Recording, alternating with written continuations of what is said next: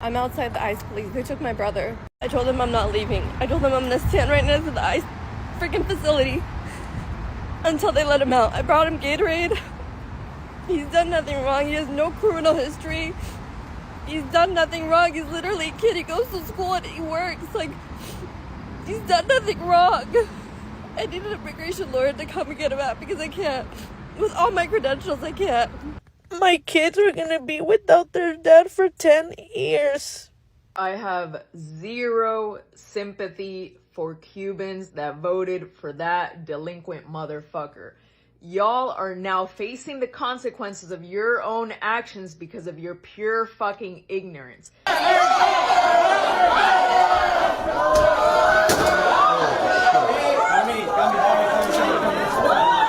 at your kids. Look at your last names. Where you coming from? Look at your last names. Regalado, Bermúdez, González. Raise your hands, come on. Raise your hands. We all know her. She is on fire right now. She is trending bigly. But wait a minute. Wait. Watch.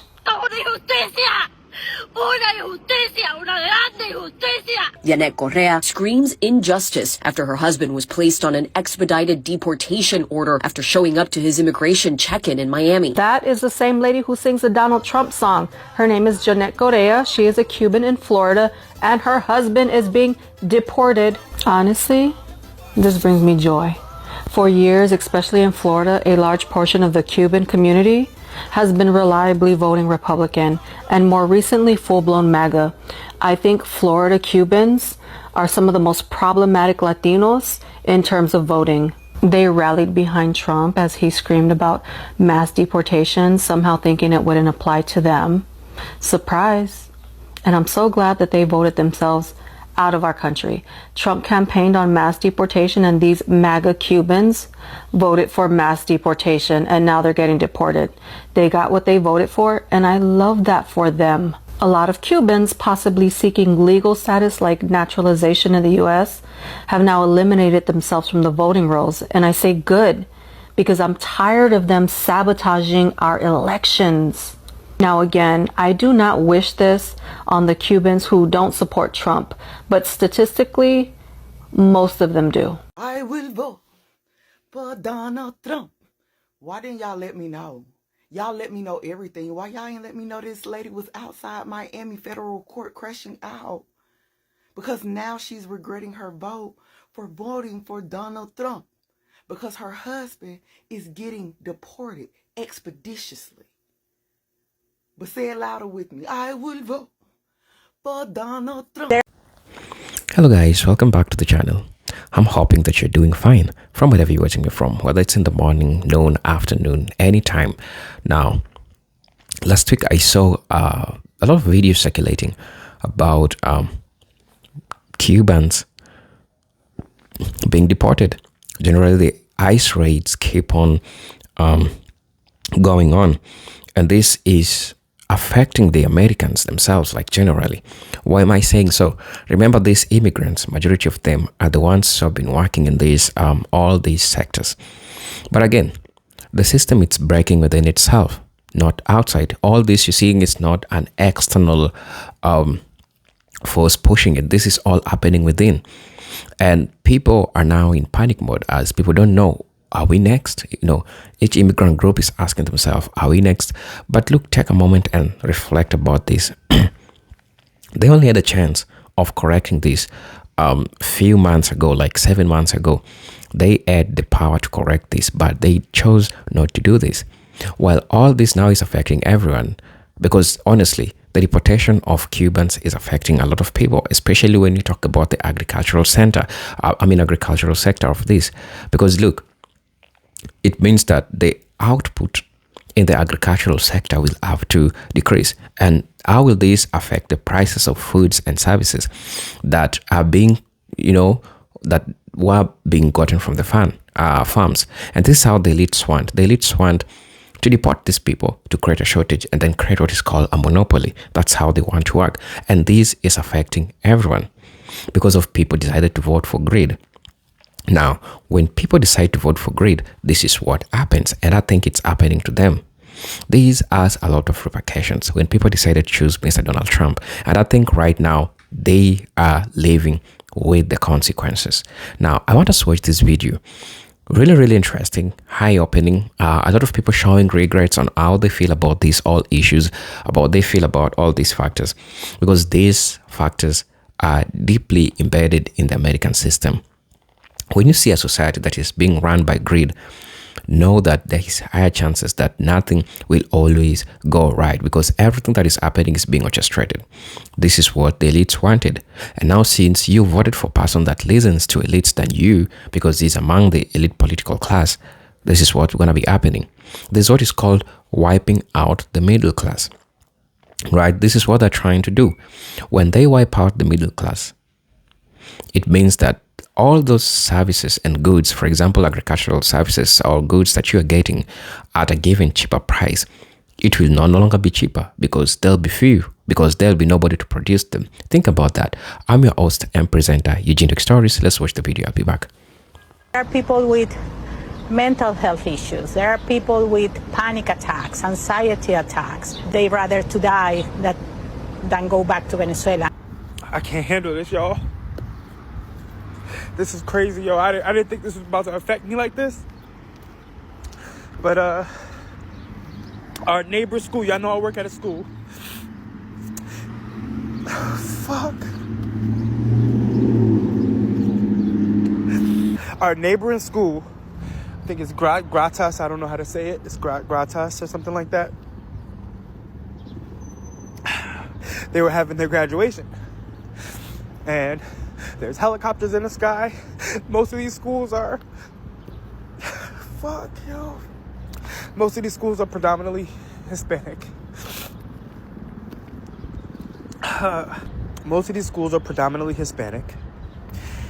Gratas, I believe elementary, was having their graduation.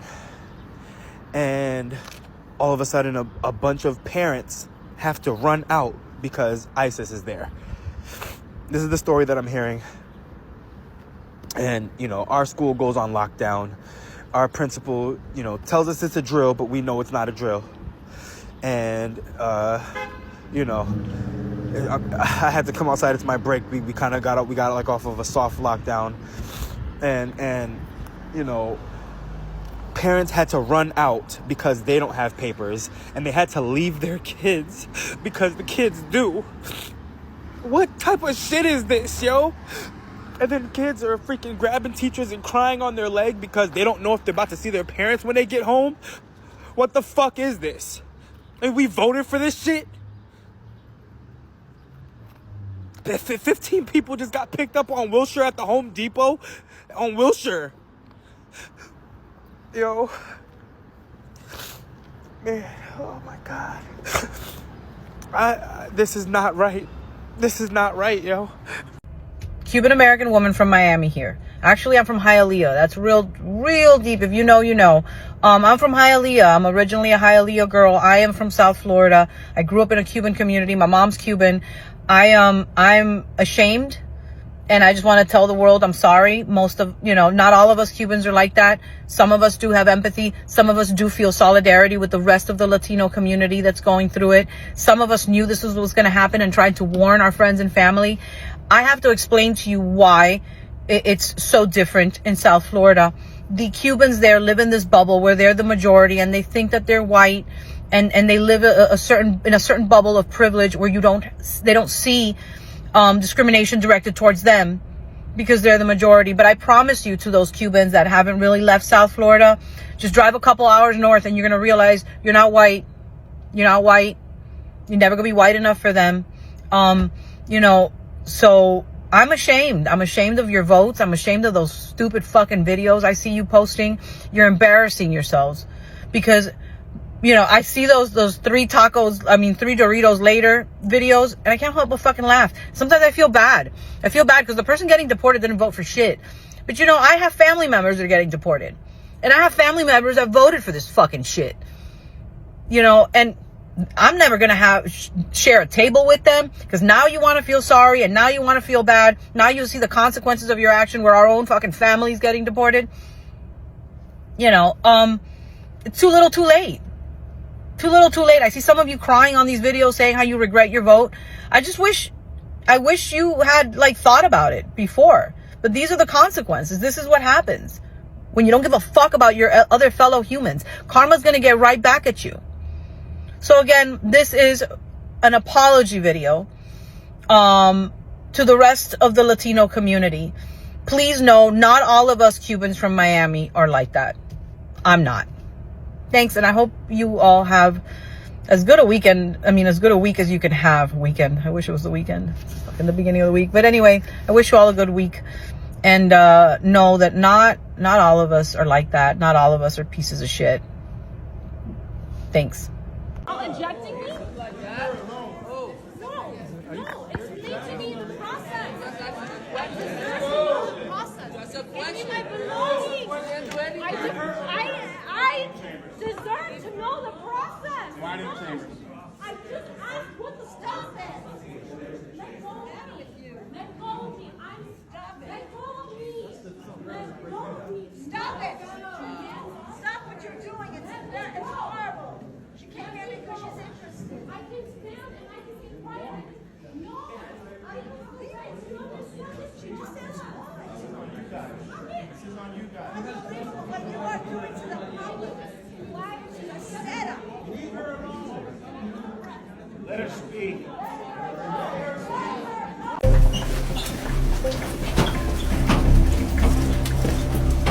Are you from this country? No, we're fine. He's with them. What's your reaction to being detained? What's your reaction to being detained?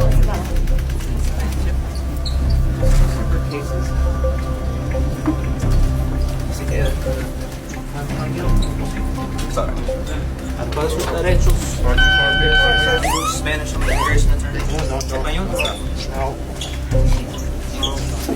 Alright, you're being detained, you have the right to remain silent, you don't have to answer any of their questions, you don't have to answer anybody's questions.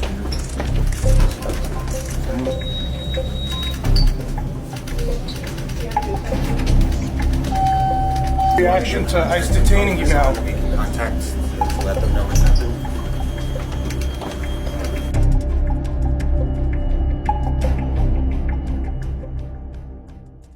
How does it feel being deported? Feels great, honestly. Before this, I took out a $220,000 loan and sent it to my family in Mexico. Catch me if you can. ¿Por qué están arrestando personas inocentes que solo huyen de una dictadura, de una tiranía asesina comunista? Tras la detención de la joven cubana Laura de la Caridad González Sánchez, líderes del movimiento anticomunista I-220A expresaron su apoyo. Como movimiento legal en el estado de la Florida, necesitamos por favor que se tomen en cuenta que si no hemos cometido crimen, que tenemos nuestras vidas organizadas, nuestro asilo pendiente, que por favor no tenemos por qué vivir con este terror.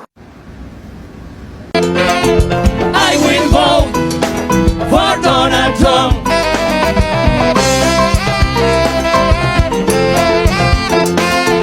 I will vote. Raise your hands, come on. For Donald Trump. Oh my God, I will vote. Arriba. I will vote for Donald Trump.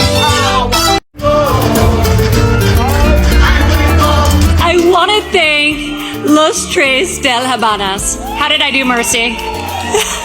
For their incredible performance. Nosotros lo hicimos porque nosotros queríamos. A mí nadie me pagó un centavo. A mí nadie me dijo que esto iba a ser beneficioso, ni siquiera que iba a Oh my God, I will vote. I will vote for Donald Trump. That's what y'all did. Those people didn't even get paid to do that.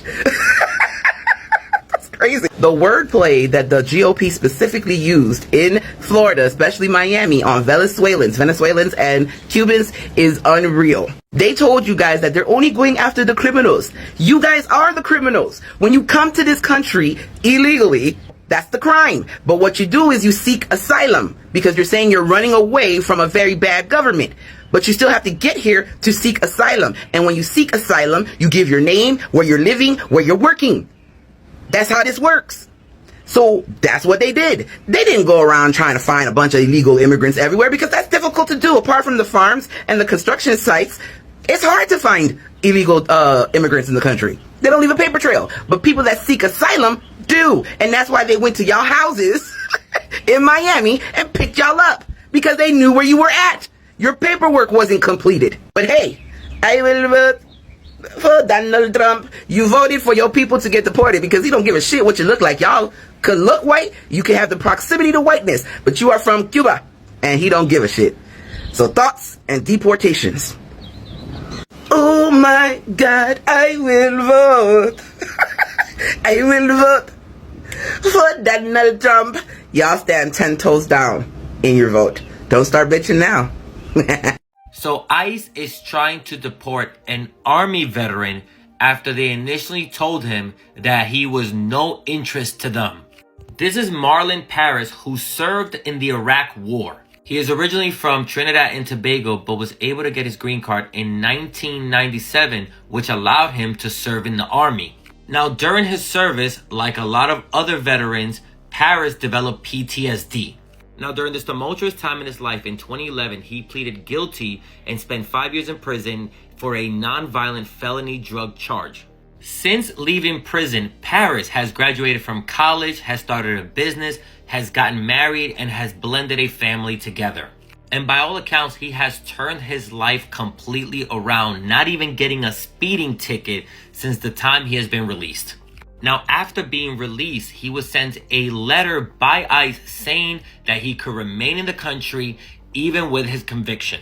Now, even though everything seems fine, the family was still uneasy knowing that Trump was coming back into office, so they kept all the paperwork together should anything happen to him. And their worst fears were realized just 2 days after Trump's inauguration, when on January 22nd, he was swarmed by unmarked SUVs with police lights blaring while he was at the ATM trying to get money to pay the family's housekeeper.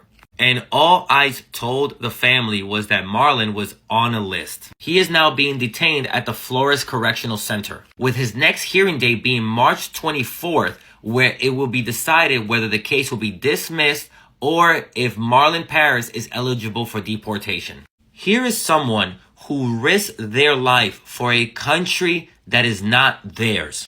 And the decisions he made were a result of his time in the service. And this country, who says that they love their veterans, instead of trying to help one, is trying to deport him. And here's the thing about the United States. It will push you to make decisions you wouldn't normally make. But when you're able to actually work past all the trauma that this country has inflicted you, and you actually come out on the other side like Marlin did, the United States will never let you forget the tools that no longer serve you. And unfortunately, Marlin's story is not unique. In the U.S., there are 94,000 veterans, at least that we know of, that have been deported. This country wants them to serve and give their life for this country. But as soon as they do anything wrong, it's ready to deport them. I really hope Marlin wins this case and is able to remain in this country. That is the least this country owes him. And remember, to keep up with news stories like these, sign up for my newsletter, check out my podcast, or one of my other social media sites, link in bio. They always say, when people become quiet, that's when they become the most dangerous. ICE is back. But ICE is not only back, they never actually went anywhere. ICE never went anywhere, guys. So they are saying now, oh my God, look at that blue sky behind me. That is beautiful.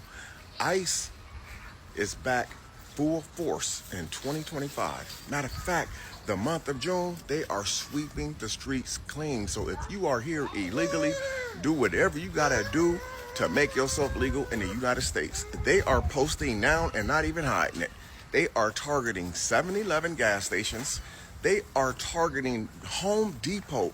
Most importantly, Home Depot. Y'all know Home Depot is a place a lot of people hang out at, especially because people are looking for jobs. They know that people are pulling up, needing help loading heavy stuff from out the stores and stuff. They need help loading that heavy equipment into their vehicles.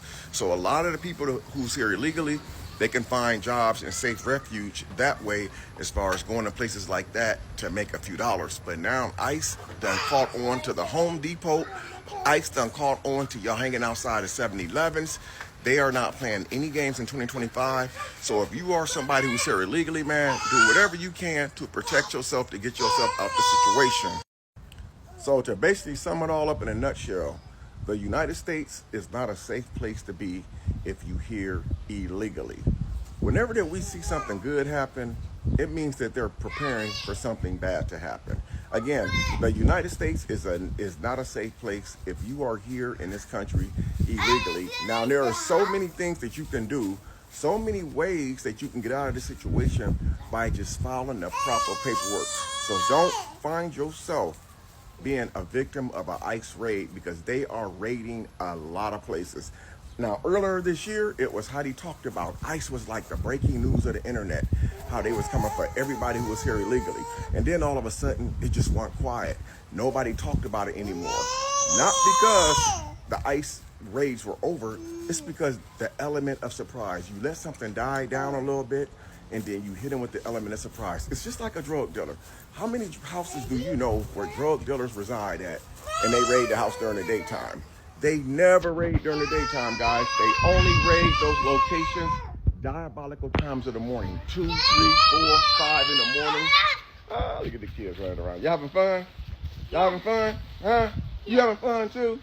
But yeah, guys, so it's a lot of good families here that's here illegally, a lot of wonderful people. But those people need to really watch their back, because ICE is not playing, man. They're out in full force, so do whatever you gotta do. What are you talking about? Do whatever you gotta do to protect yourself and family in case your house ends up getting raided, or you at one of those 7-Elevens, or you at one of those Home Depots trying to make an honest living. Well, I ain't gonna say honest living, because it's tax-free money, but I know people hanging out there to try to make money so they can make a living. That's the word I would use. So have yourself prepared in case you become targeted of one of these ICE raids. At least, you know, you can have your family put up somewhere, or have some other type of plan, because it's gonna get real, man, and it's gonna get hot too.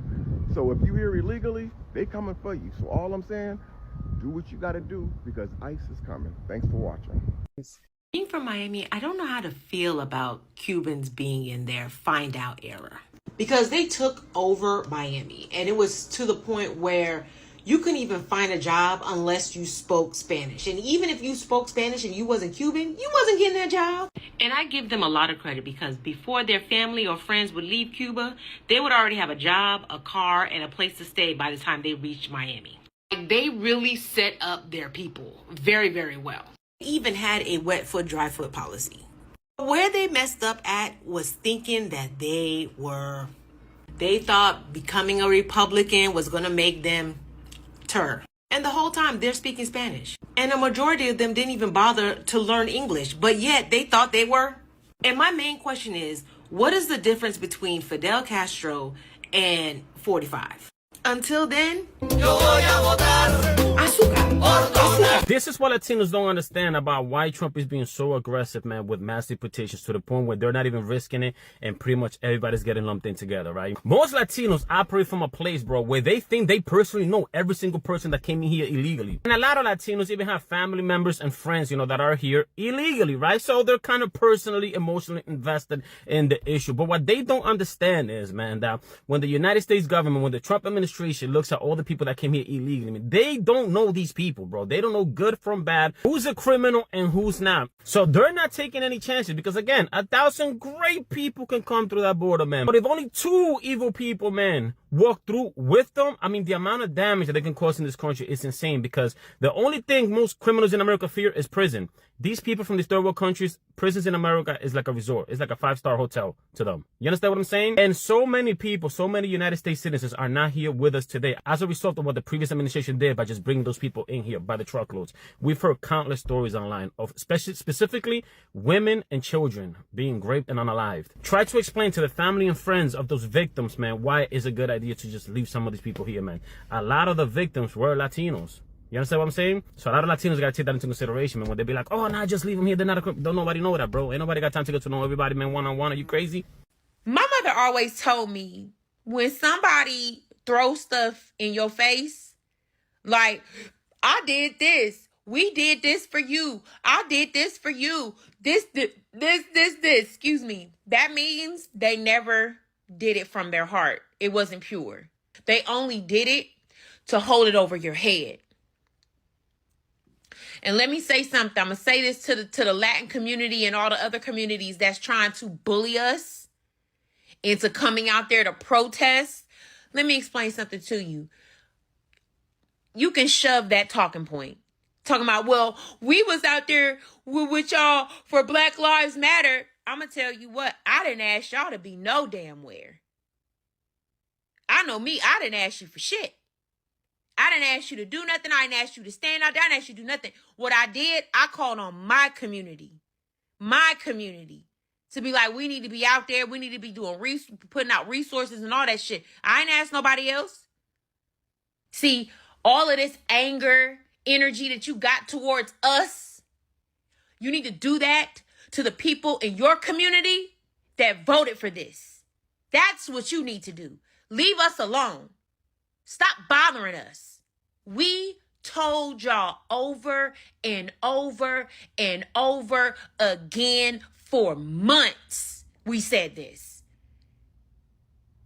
And y'all made a little bop. I billboard for Donald Trump. That's exactly what y'all did. Latinos for Trump, holding up signs, talking about mass deportation. But like we said, we clocked y'all's tea. We clocked it.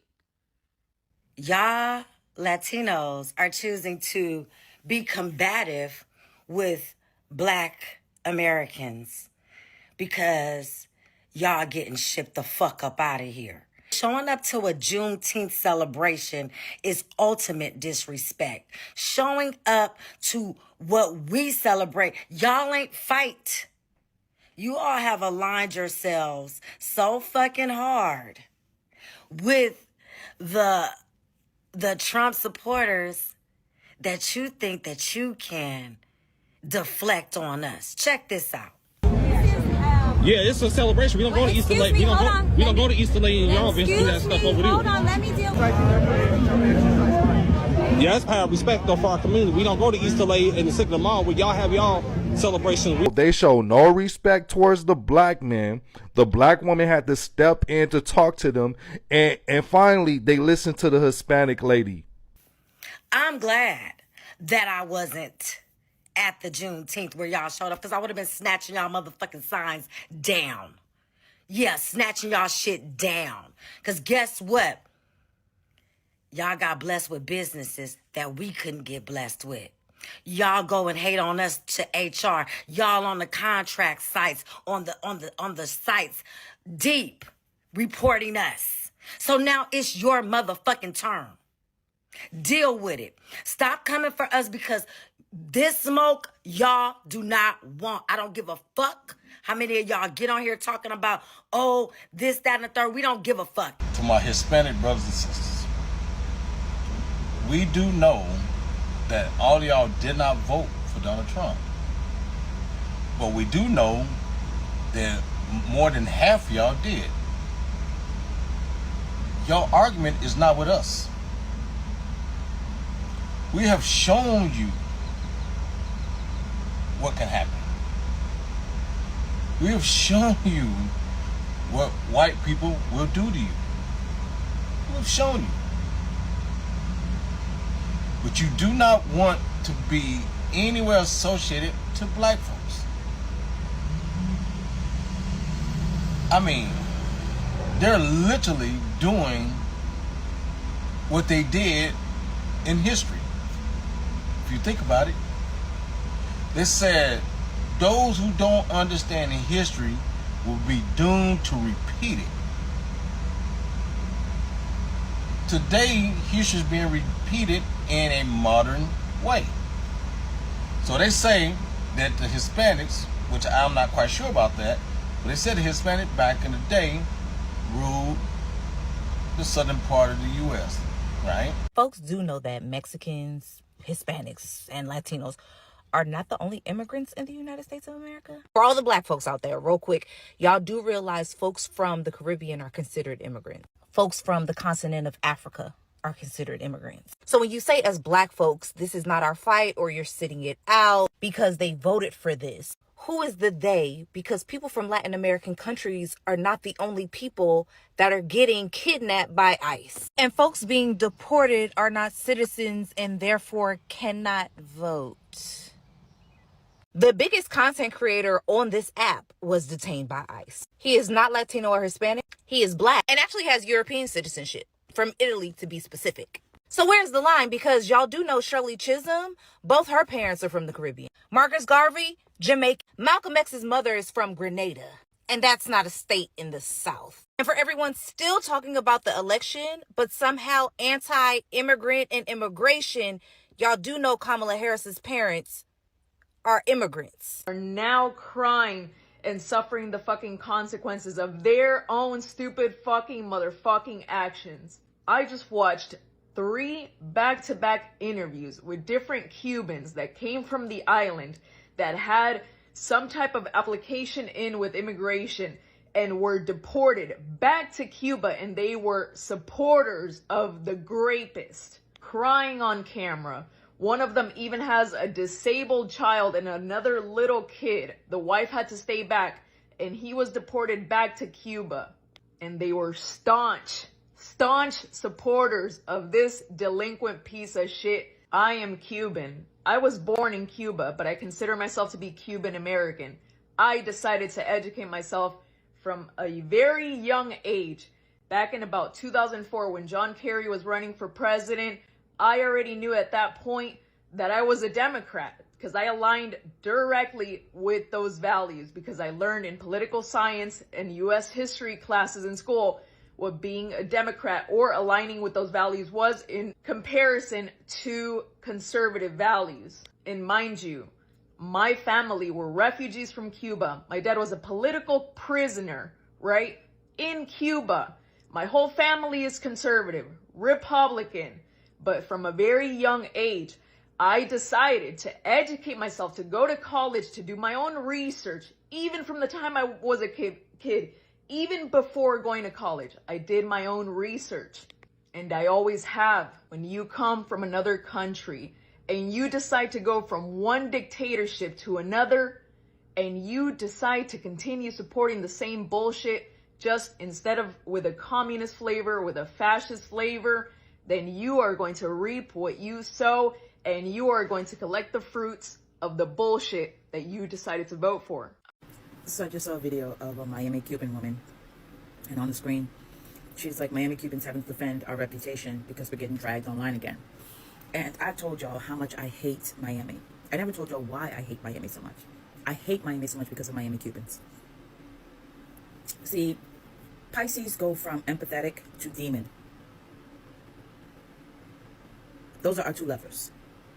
You can keep us chill and empathetic, or you can make us demons. And I have 0 tolerance for racism directed at me. 0.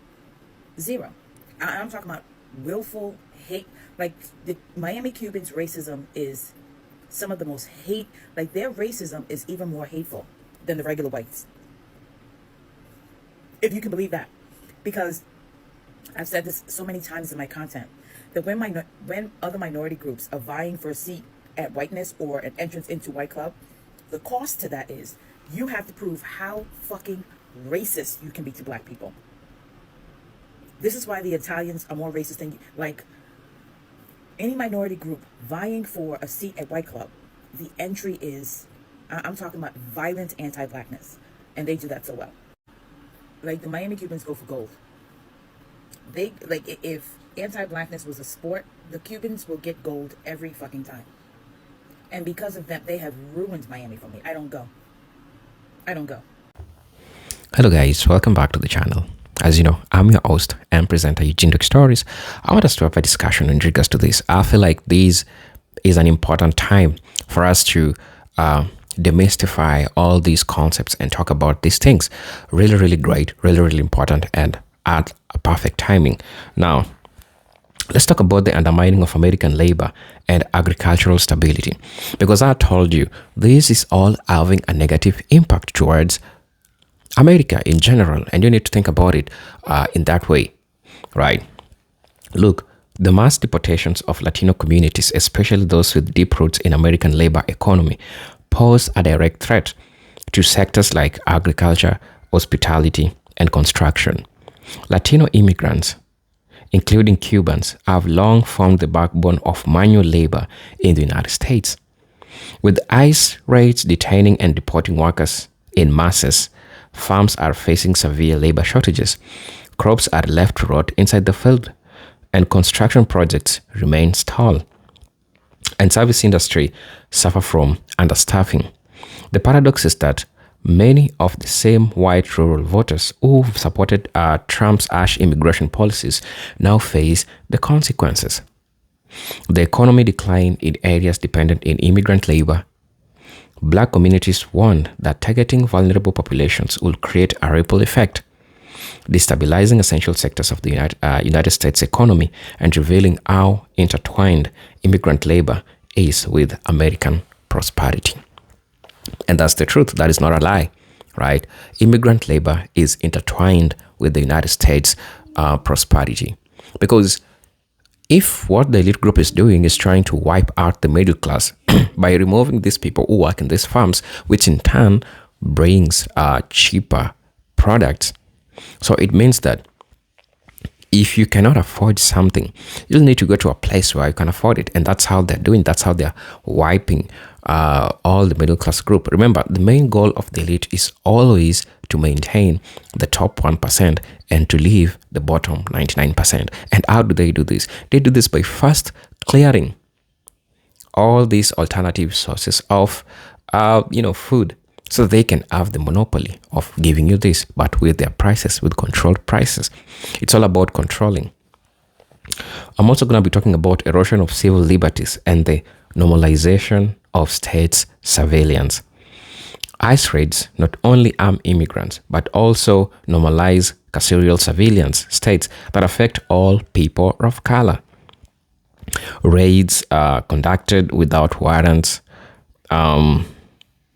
racial profiling, and nighttime arrests have created an atmosphere of fear, especially in Latino neighborhoods. However, this erosion of civil liberties does not stop at immigration. It expands the precedent for law enforcement to disregard rights in pursuit of state objectives.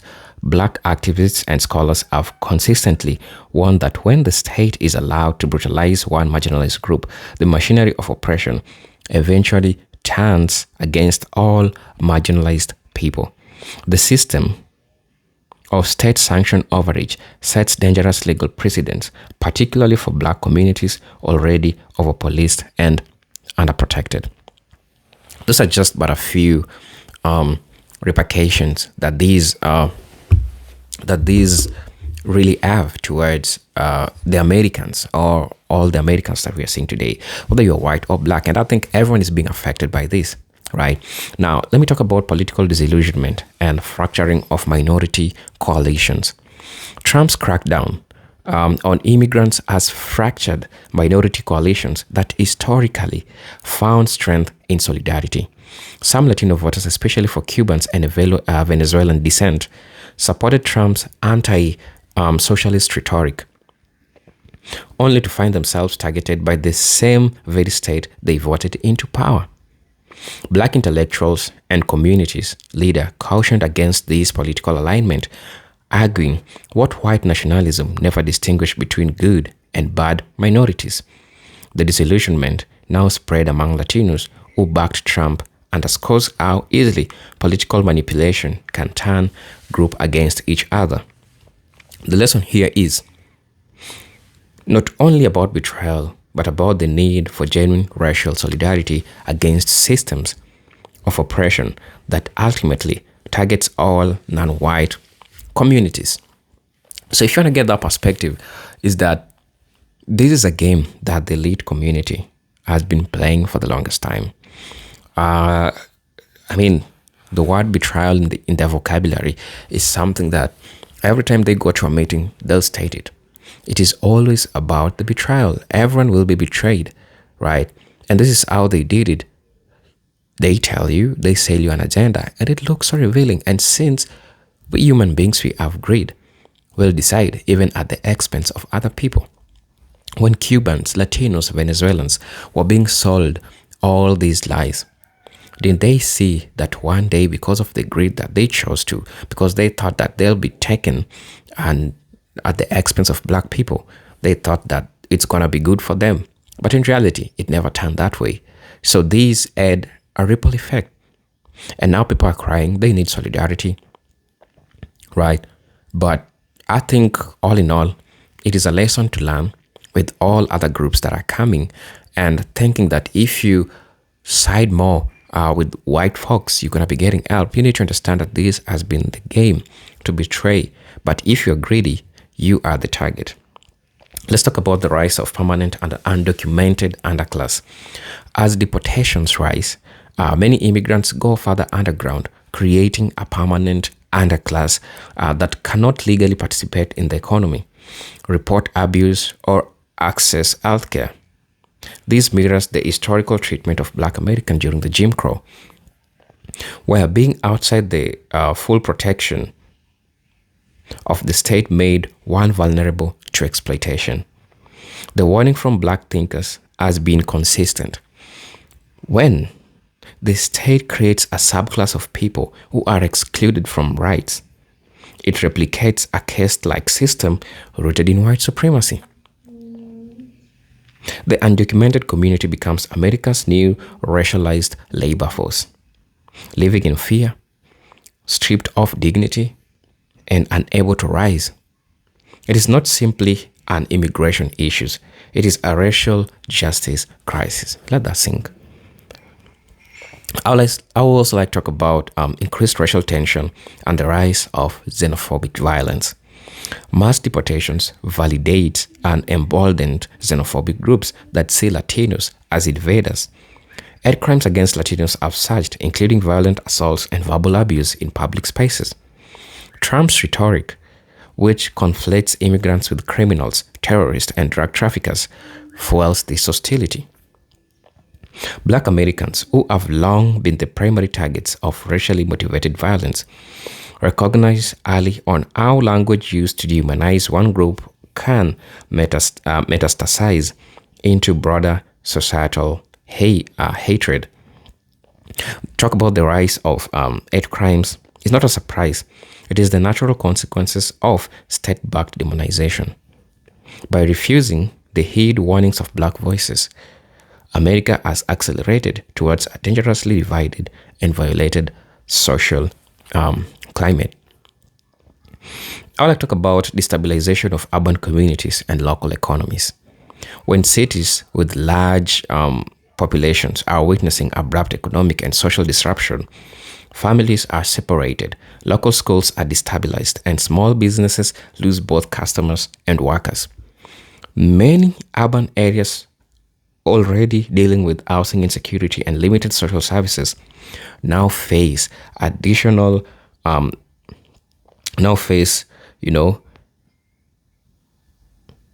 they're dealing with insecurity issues and unlimited social services now face additional burdens.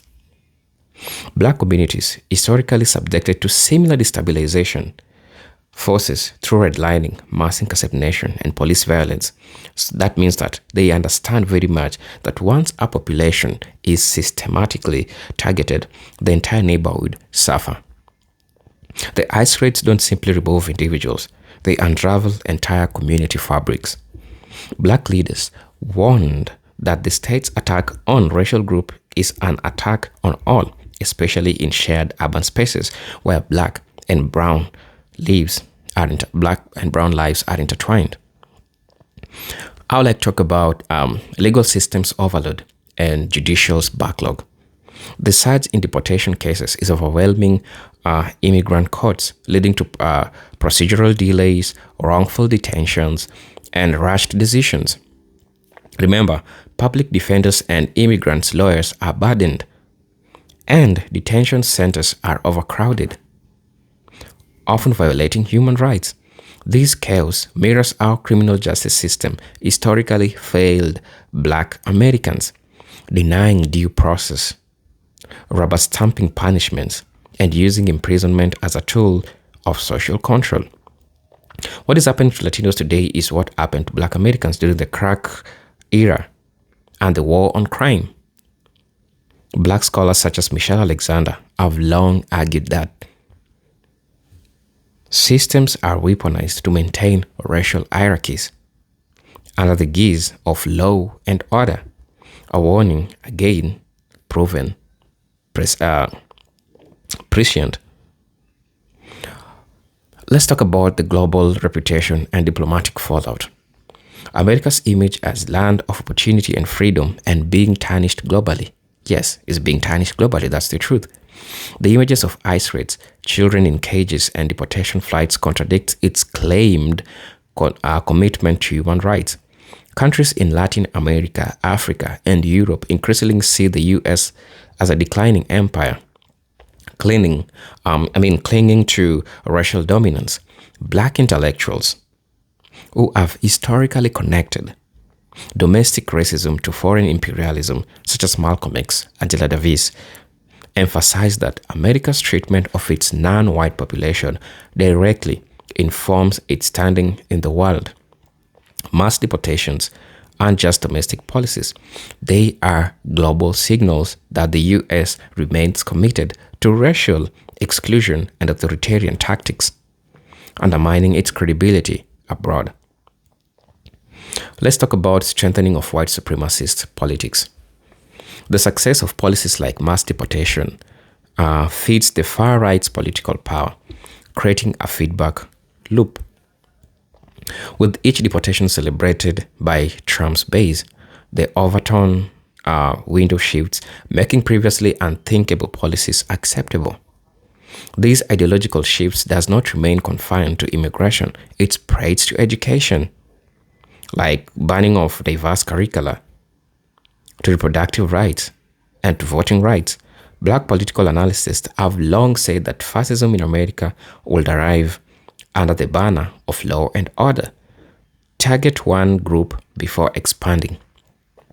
Today's ICE raids are tomorrow voter purges, book bans, and civil rights rollbacks.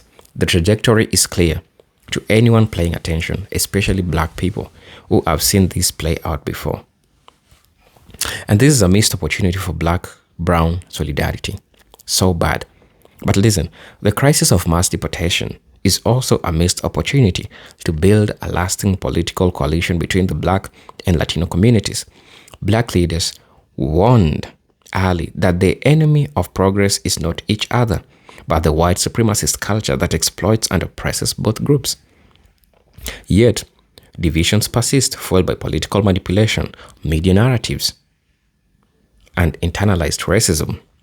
If the Latino community had listened more carefully to the prophetic voices within the black struggle about the dangers of aligning with the white conservative or distancing from civil rights solidarity, the current trauma might have been mitigated. The hope now lies in forging a renewed unity based on shared struggle, historical awareness, and a mutual commitment towards justice. I'm your host and presenter, Eugene Stories. If you're watching us for the first time, kindly consider subscribing to the channel, join our membership, and really see what we can get you. But until then, let me see you in my next video. Peace, love, and harmony. Salute.